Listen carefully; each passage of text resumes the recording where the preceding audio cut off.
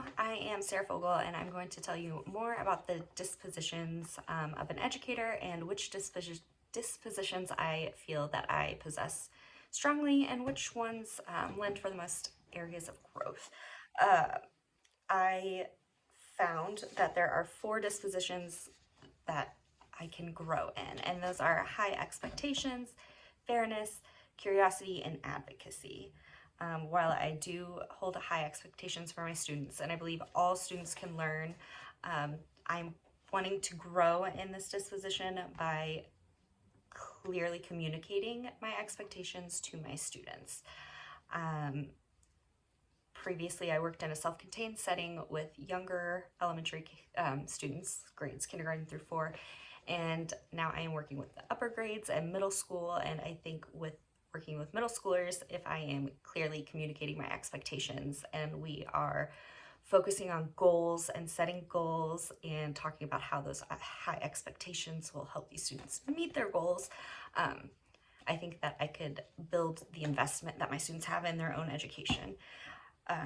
In the area of fairness, I feel like I can grow in exercising fairness and assessing students consistently and without bias. For curiosity, previously in the self-contained setting, I was focused heavily on the transferring of knowledge, and now that I'm in a resource setting, there is more room to develop the curiosity of my students, and I want to do that by including more real-world challenges and activities based on topics that the students are interested in.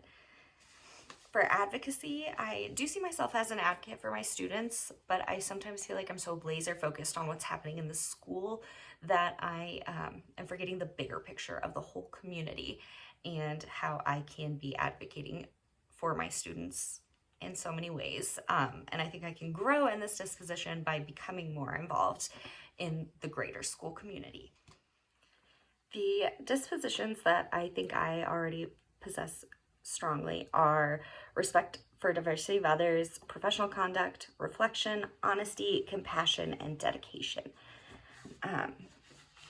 I feel like I celebrate the diversity of others within the class and school community. I like to use culturally relevant literature in my lessons to make sure that everybody feels included and represented. As far as professional conduct goes, I show up early each day with the mindset that today's a new day, so that helps me frame each day positively, going in with a fresh mindset. I display professionalism in all of my interactions with colleagues and students and families.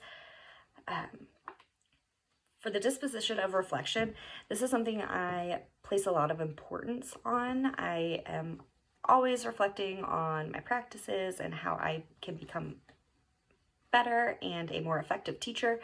However, I need to grow in this area by asking for more feedback. Some of my reflection lends to overthinking, which is not productive. So I need to make sure that I'm reaching out to colleagues and asking for their feedback and just bouncing my ideas off of some people sometimes.